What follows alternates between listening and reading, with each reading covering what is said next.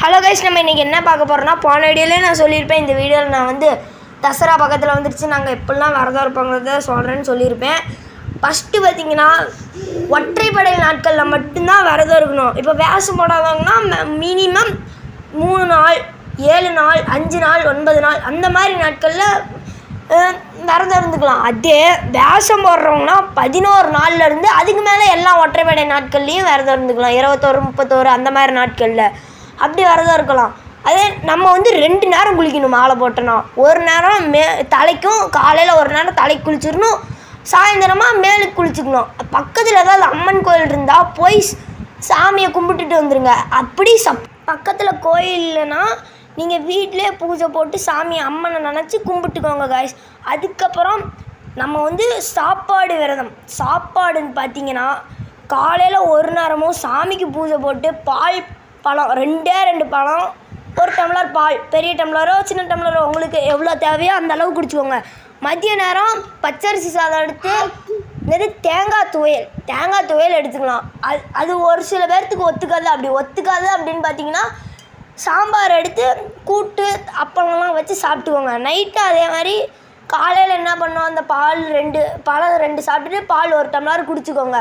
ஆனால் பெரியவங்க, வயசானவங்க, அப்புறம் சின்ன குழந்தைங்களாலாம் அதெல்லாம் சாப்பிட முடியாத பட்சத்தில் காலையிலையும் நைட்டும் மட்டும் என்னது தோசை, இட்லி அது மாதிரி எடுத்துக்கோங்க. அதே மாதிரி மதியமும் பச்சரிசி ஒத்துக்காது. பச்சரிசி ஒரு சில பேர்த்துக்கு தான் ஒத்துக்கும், நிறைய பேர்த்துக்கு ஒத்துக்காதவங்களாம் சாதாரண அரிசியை போட்டு உப்பு காரம்லாம் கொஞ்சம் கம்மியாக போட்டு சாப்பிட்டுக்கோங்க காய்ஸ்.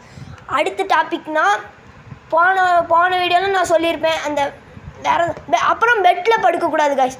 பெட்டில் படுக்கக்கூடாது, கீழே பாயும் விரித்து படுக்கக்கூடாது. கீழே ஏதாவது போர்வையை, யாரும் யூஸ் பண்ணாத போர்வையை எடுத்து விரிச்சிட்டு, அதே மாதிரி நம்ம யூஸ் பண்ணுற போர்வையை நல்லா துவைச்சி யூஸ் பண்ணிக்கோங்க காய்ஸ். அது மட்டும் இல்லாமல் கழுத்தில் எப்போவுமே துண்டு போட்டுருக்கணும். ஸ்கூலுக்கு போனாலோ வெளியில் போனாலோ செருப்பு, ஷூ எதுவுமே போடக்கூடாது கைஸ். இதெல்லாம் முக்கியமான கட்டுப்பாடுகள் விரதத்துக்குன்ட்டு.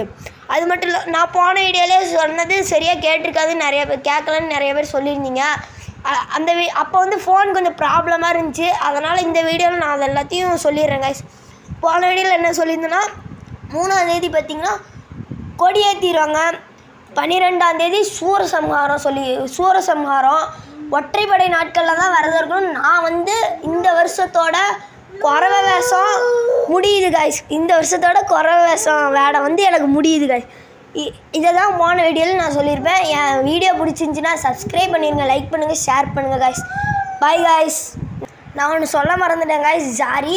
அதாவது குளிக்கச்சில் பார்த்திங்கன்னா, என்னது சோப்பு ஷாம்பு போட்டு குளிக்கவே கூடாது காய்ஸ்.